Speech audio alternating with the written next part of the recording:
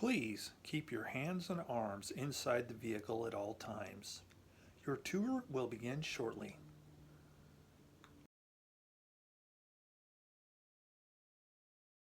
Hi, and welcome back to Plastic Models by a Regular Dude, and today's a little bit out of the ordinary video, a workbench tour. If you've watched my channel for very long, you'll probably know that I've done some workbench videos in the past, and the reason I do that is to just keep people informed on how I organize and how I set things up on my workbench, hopefully to be helpful in offering storage ideas, setup ideas, organizational type stuff, for people who are just getting into the hobby or just kind of sick of the way they're doing things. Now, the way I do things, I'm not saying this is the best way to do it. It's the way I like it. And I figured it might be helpful to others. So without further ado, let's spin this thing around and take a look. All right, here's where the magic happens. This is the workbench where I actually do my building and brush painting and video editing. Over here is the spray booth area. That's going to be in a different video at a later date. So let's stick to this. First off, this right here. It is actually a little sewing table. There's a sewing machine inside of there. You flip it over or something like that. However, we don't use it for that. That is a printer stand. And the reason I put that there is because we both use the printer for my workstation and my wife's workstation when she has to work from home. And it also gave me more room for my video editing stuff, because before I had this closed and I was just using this monitor. Set up this way, I can use them both. Makes video editing a lot easier. This is the bench where the actual plastic gets glued together and painted with brushes. First thing we're going to look at is the storage unit. So this little storage unit I got from Amazon. They're very inexpensive, they're easy to put together, very handy. Starting the bottom. This down here, these are my weathering brushes. These are the brushes I really don't care what happens to them, and I use them for weathering products. These here for oils, these here for dry brushing, just general use type stuff. These here for textured stuff like pigments, pigment pastes I make to simulate mud, stuff like that. Then we've got my graphite pencils here that I use for making metal wear on tracks, sprockets, grab handles, that type of thing, just to make it look like worn metal. Decal stuff here, all my setting solutions, and water that I use, water jar for my decals. And then those are some oil paints that I don't use. They're just stored in the bottom out of the way. Up here is my weathering drawer.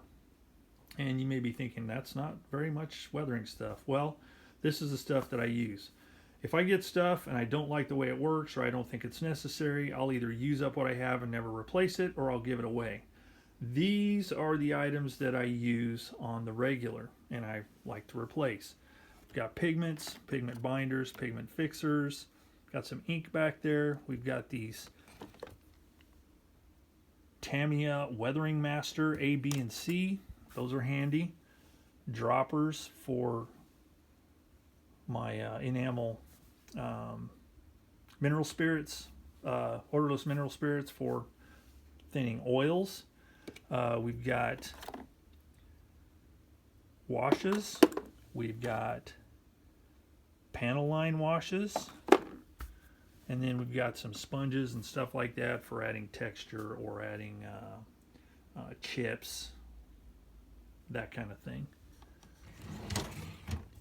And in this drawer, I have my brush paints. And you may be thinking, that's not much brush paints. Well, these are the ones that I use all the time. I do have more over in my paint area, but these are the ones that I use most frequently, and I rarely have to pull paints from anywhere else. And if I pull them enough from somewhere else, then they'll go in this drawer. But this is the stuff I use frequently. We have flesh colors there. We've got glaze medium. We've got some thinners. We've got these two metallic paints. These are Model Air. They are great for brushing with a brush. Then we have the 3rd generation AK paints. Then we have some uniform colors over here. We've got the AK figure paint, and then the Warfront uniform paints. Also, I use these markers here, metallic markers, if I need to do like surface details, and I'd rather use these than paints. They're pretty handy. And then I've got my little palette there. Then in this drawer, whoops, I've got, how'd that get flipped over? This is my masking drawer. I've got my masking tapes, the Tamiya tapes, regular masking tape here, masking fluid, some various size dots for masking small items. Got the handy Infini Easy Cutting Type A for cutting strips of various widths and lengths. Got my scissors here for cutting all of that. Then I've got some circle cutters there. So this is all of my masking stuff. Then up here, this is a new development in the old storage device. I can put whatever kit I'm working on can go in this drawer right here. So I can pull the plastic from there. I can have the instructions up on the desk. At the end of the day when I'm done, drop this in the drawer. Leaves me with a nice clean work surface. And I'll talk more about that in a little bit. This folder here are paint conversion charts, paint mixtures, paint mixes for getting various colors. This right here is my notebook for notes on videos that I'm doing, so I remember what I did and when. Wet palette here, piece of cardboard that I cut chunks off to use with the oil paints and stuff like that, and then I have a small cutting mat here that I like to use for decals. So that is my little storage unit. Next up, we have the video and photo area. So this is where I do my video. I just got this set up yesterday, hence the messy wires down there. But I've got my 2 monitors set up here, or my laptop and my monitor, and speakers. And this allows me to do my video editing, photos. Makes it nice for research because I can have 2 things open up. It's just real handy. This monitor is on one of these articulating monitor mounts, which makes it easy, but it's in a good position from where I sit, and it's pretty much out of the way. By putting this over here like this, and by making this into the drawer where I put my model kit that I'm working on, that freed up the whole end of this bench here, so I was able to get this set up like that. So makes it a lot easier. Next, we have my tools and supplies that I use on the frequent. This is the stuff that I use all the time for almost every single build. I like to keep this stuff handy, easy within easy reach, and as I run out, I just replace it. So let's take a look at this one here first. This thing here and this thing here I bought at a local hardware store. It's an Ace hardware store, and they are pretty inexpensive, and they're very handy, and they clip into, you can't really see it, it's kind of hidden, but it clips into pegboard. I've got a strip of pegboard across the back here, and they just kind of clip in place, keeps them from sliding around. So what do I have in these things? So this one here, I've got my micro drills, a pin vise, and my Dremel attachments. Also, I have cotton buds / Q-tips, some makeup sticks, and toothpicks, cocktail sticks, whatever you want to call them. These are really handy for holding small parts like small wheels, stuff like that. You can just kind of spear them onto there and makes them easier to paint. Also, I use these for cleaning stuff up, wiping off washes and stuff like that. Then right here we have putties. This is a Tamiya extra thin jar with sprue goo in it. Sprue goo is whenever you get down almost to being out of your Tamiya extra thin, you drop in a lot of plastic and let it dissolve, and it makes a nice filler slash putty. Then we have Mr. Dissolve Putty here. We've got Mr. White Putty, and we've got Vallejo Putty. So all my putties right there. Then we've got gel and liquid CA glue, orange top Tamiya cement, the thicker stuff, and this is debonder for these here. Then here we have the Tamiya Testers liquid cement, which I really like, and I guess they don't make it anymore. That's why I bought an extra jar. So I like having this stuff on hand because for certain things I really like it. Then we have the clear parts cement and window maker. And then we have the Model Master liquid cement for plastic models. This, I think, the equivalent to this that's still available in some places is the Revell Contacta, I believe. It's a little bit thicker, but it's got a really nice needle type applicator inside. You just unscrew this and you can pinpoint accuracy, but it's a little thicker for it's good, so it's good for certain things. Some gift cards I haven't used yet. And then there is my Tamiya extra thin. That's one I use all the time, so that's why it's out. This here is the control for my camera. Watch, I'll pause. Pretty groovy, eh? I can control the shutter on my video camera, so it makes it a lot easier to control the video camera. Up here, photo etch bender. It's a little tiny screwdriver. It's Phillips. I use it for different things. This is for I can't remember what that's for. That Allen wrench. Got some of the old poster tack right there. It's good for all kinds of stuff. In the back here, I've got my scales. I've got a little 6-inch, inch, and metric scale. Then my 18-inch scale, and then that wooden one right there is just really super old, and it's really cool, so I leave it on my desk. Tamiya paint stirring stick.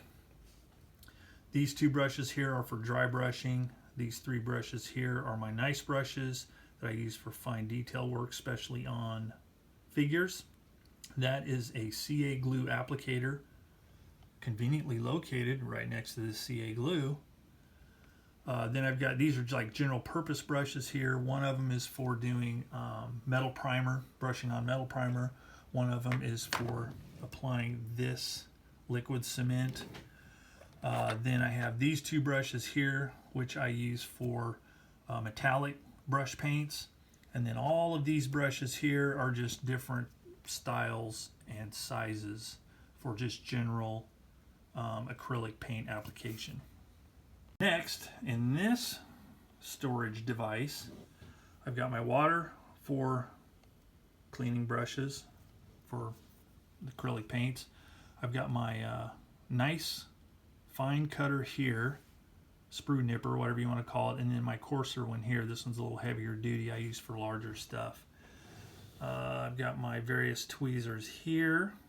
Right back here, I've got my, I think it's a UMM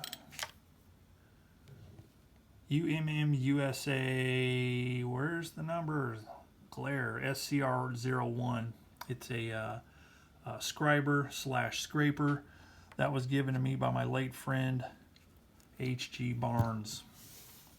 Then I have 1, 2, 3 knives, scalpels. I've got a scalpel here with a really sharp pointy blade. I've got the good old X-Acto with the number 11 blade. I've got the scalpel here with the curved blade, because I don't like to have to change blades if I'm doing different things. And then I've got my panel line scriber right here. Clamps, large size. Back here there are two brushes.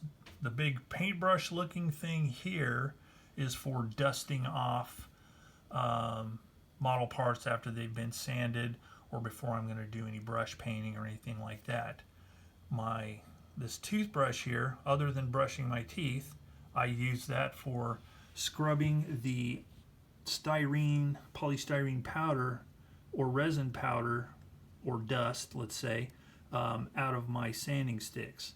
That way it kind of keeps them fresh, helps them to last a little bit longer and maintain their abrasiveness. Over here I've got some more of these type of clamps, but small, regular squeeze type clamps. Then I've got these clamps back here. These came with my Tamiya paint stand. These are good old clothespins or clothes pegs as they're called elsewhere. And then these little clampy type things. I don't use those too much, but there are occasions where I do use them. I think those would probably be better served mounted on sticks.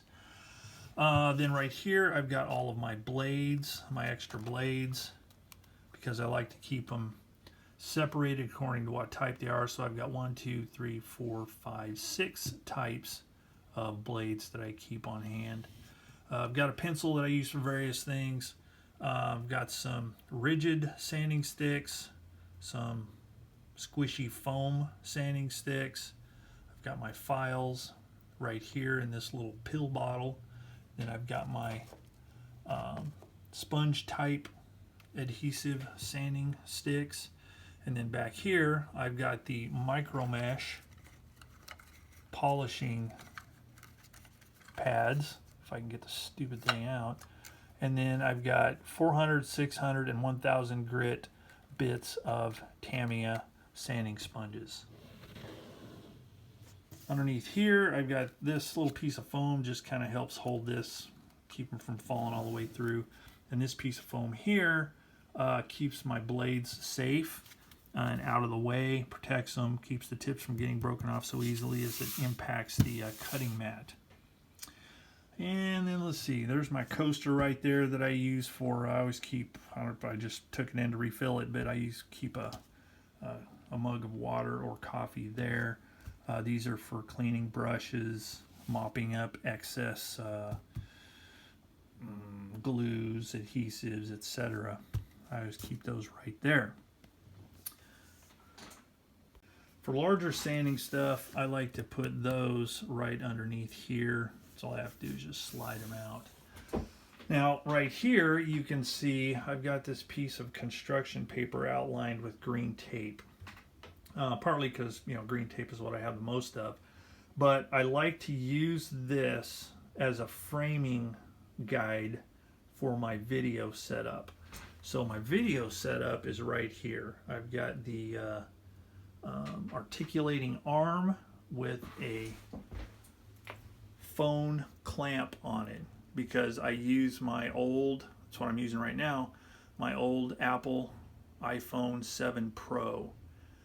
I can mount it in here, plug it in to keep it charged. It's older, so it doesn't hold a charge like it used to, so if I start it in the morning and forget to turn it off, could be close to dead by the time I get back to stuff later in the evening. The paper is to help get the camera lined up where it is supposed to be in the clamp. Okay, I use the grid on the cutting mat and then this to help kind of center it. Then right there you can see a black dot.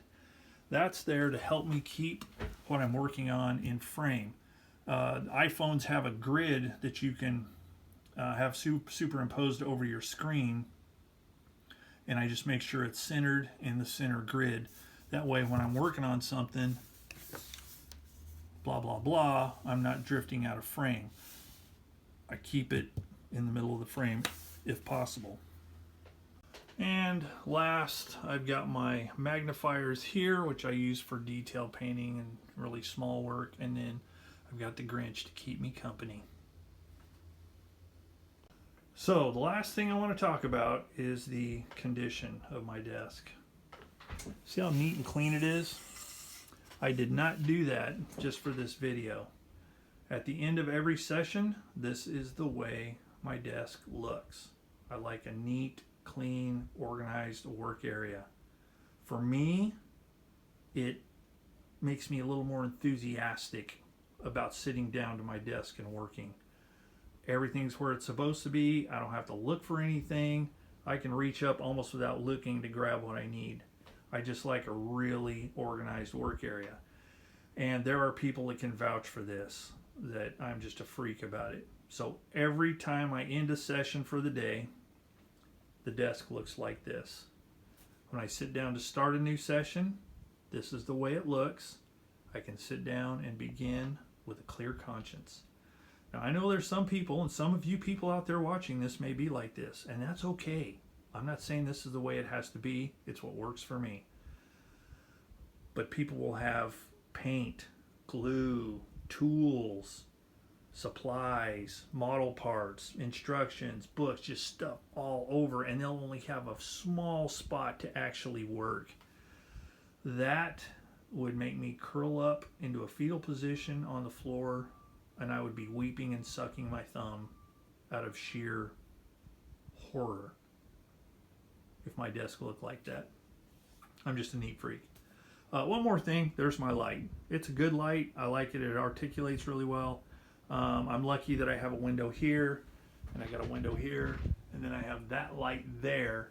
So it's I have adequate light. And what I really like is working in the evenings when it's dark outside, and I have the main lights off, and I just have this light, so it just casts a nice glow over my desk. It's just very relaxing, and that's one of the main reasons I do this hobby, is to relax. And boy, that's a good way to relax right there. So anyway, that's pretty much it. Alrighty then, there you go. That is the tour of my workbench. So one of the things I like about videos like this is I hope that it inspires conversation. So if you have any questions about anything you've seen, or if you'd like to tell me how you like having your workspace, do you like it like ultra clean? Do you like it kind of messy clean, or just mayhem? I'd like to hear your thoughts, because everybody likes different stuff, and I'd really like to hear about it.